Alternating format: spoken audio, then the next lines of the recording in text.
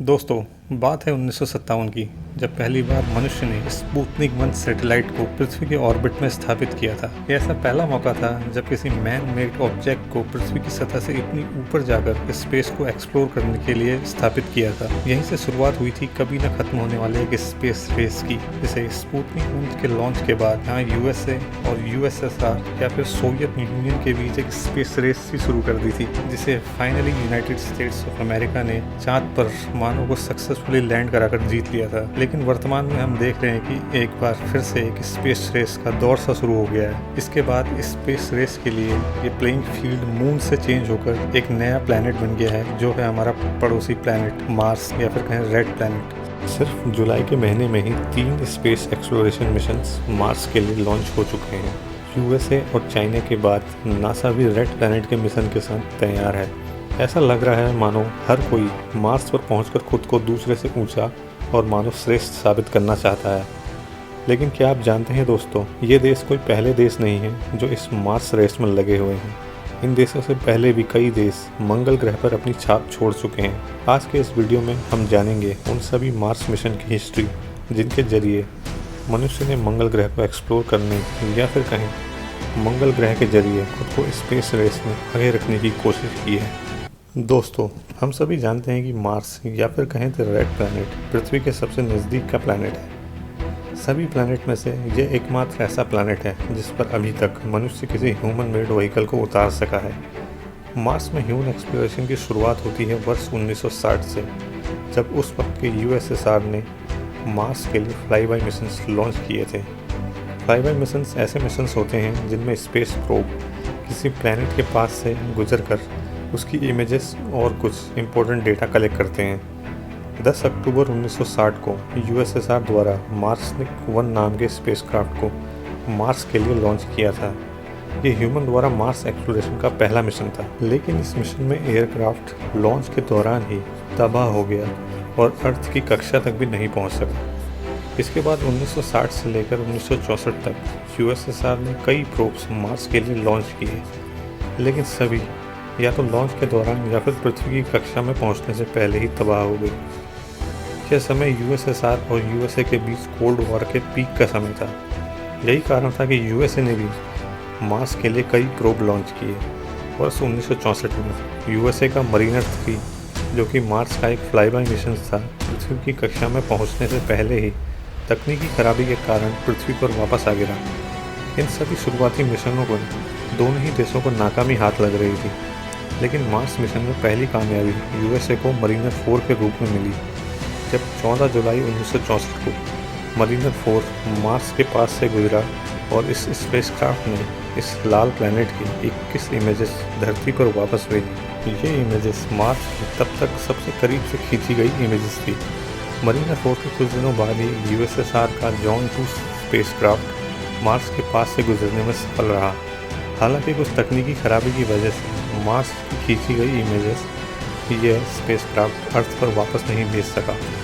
इसके बाद दोनों ही देशों ने कई और अटैम्प्ट्स किए, जिसमें कई फ्लाई बाय मिशंस भी थे।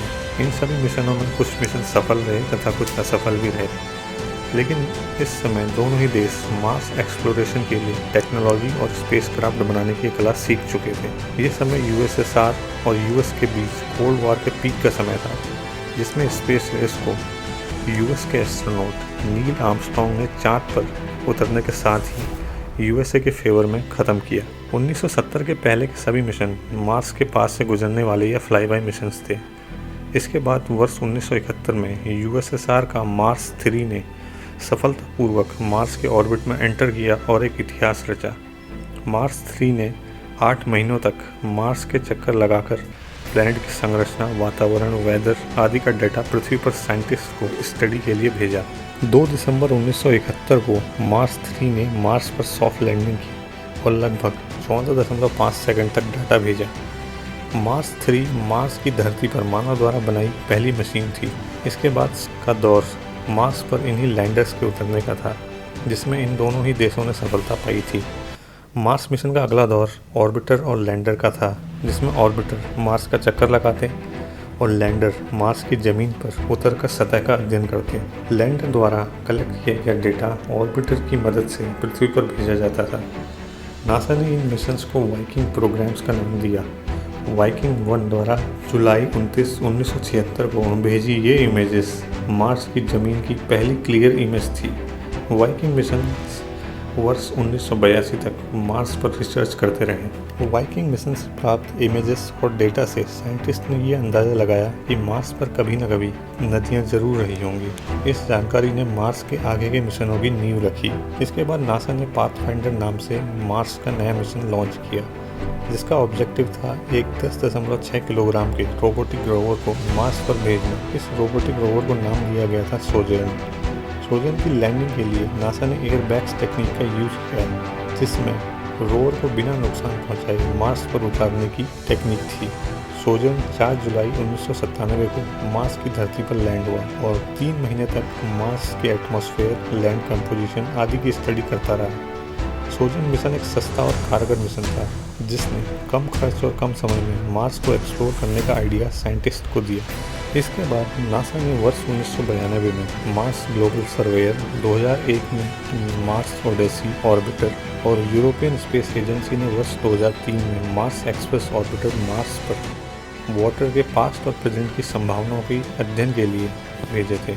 Mars express European space agency का पहला मार्स मिशन था। वर्ष 2005 में नासा द्वारा मार्स रिकॉग्नाइसेंस ऑर्बिटर मार्स के वेदर और जियोलॉजी के स्टडी के लिए भेजा था। साल 2013 में भारत ने भी मार्स ग्रह पर भारत का झंडा लहराया, जब भारत इसरो का मंगलयान 24 सितंबर 2014 को मार्स की कक्षा में चक्कर लगाकर मंगल ग्रह का वैल्यूएबल डेटा धरती पर भेजने लगा। हम सभी के लिए बहुत गर्व की बात है, क्योंकि भारत ने यह मिशन बिना किसी कंट्री की हेल्प से कंप्लीट किया है। मंगलयान अभी भी मार्स के ऑर्बिट में चक्कर लगा रहा है तथा धरती पर साइंटिस्ट को डेटा भेज रहा है। भारत का मंगलयान मिशन किसी भी मार्स मिशन में सबसे सस्ता और इफेक्टिव मिशन रहा है, और यही कारण है कि पूरे विश्व ने मंगलयान की सफलता का जश्न मनाया और भारत व इसरो को इसके लिए बधाई भी दी। वर्ष 2016 में भारत सरकार द्वारा 2000 के नोट में मंगलयान की स्पेसक्राफ्ट की इमेज छापी, जो कि इस मिशन की सफलता को एक्नॉलेज करती है। मार्स के अब तक के सबसे सफल मिशन में एक मिशन जिसका नाम मार्स साइंस लेबोरेटरी है शामिल है। इसे सन 2011 में नासा द्वारा लॉन्च किया गया था। मार्स साइंस लेबोरेटरी के तहत नासा ने क्यूरियोसिटी रोवर को मार्स पर भेजा था। क्यूरियोसिटी रोवर आज तक की स्पेस हिस्ट्री का सबसे जटिल और एडवांस व्हीकल है। क्यूरियोसिटी रोवर ने 6 अगस्त 2012 को मार्स में कदम रखा था, और तब से लेकर अब तक क्यूरियोसिटी रोवर बिना थके बिना रुके मार्स के क्लाइमेट, जियोलॉजी की जांच के अलावा कई अलग अलग तरह के एक्सपेरिमेंट मार्स पर परफॉर्म कर रहा है। क्यूरियोसिटी रोवर मार्स पर यह भी पता लगाने की कोशिश कर रहा है क्या इस रेड प्लैनेट का एटमॉस्फेयर कभी ऐसा रहा है कि पास्ट में माइक्रो लाइफ यहाँ पर सर्वाइव कर सकती हो। क्यूरियोसिटी अब तक मार्स पर 2835 सोल्स या फिर कहें 2913 अर्थ डेज कंप्लीट कर चुका है, और वैज्ञानिकों का यह भी मानना है अभी ये रोवर और कई साल इसी तरह बिना रुके बिना थके मार्स के कई राज उजागर कर सकता है।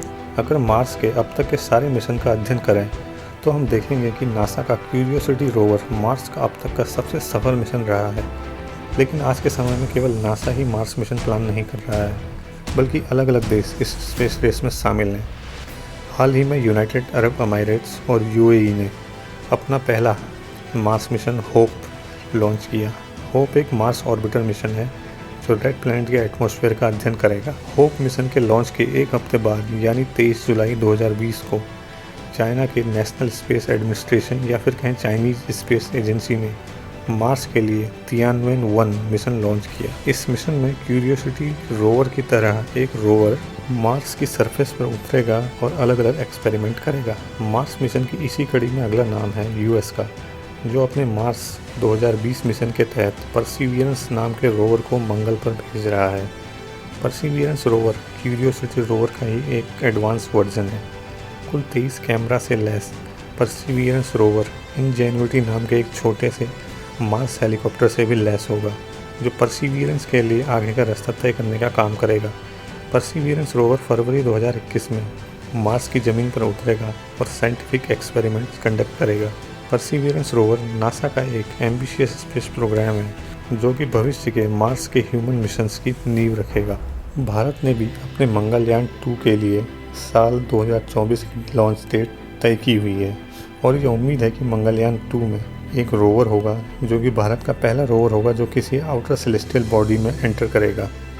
तो दोस्तों, हमारी स्पेस एक्सप्लोरेशन जर्नी जो 1957 में शुरू हुई, कोल्ड वॉर के दौर से गुजरकर आज एक अलग ही मुकाम पर पहुंच चुकी है, जहां न सिर्फ कोल्ड वॉर के 2 इम्पोर्टेंट प्लेयर्स बल्कि दुनिया के और भी देश अपनी छाप स्पेस एक्सप्लोरेशन की दुनिया पर छोड़ रहे हैं।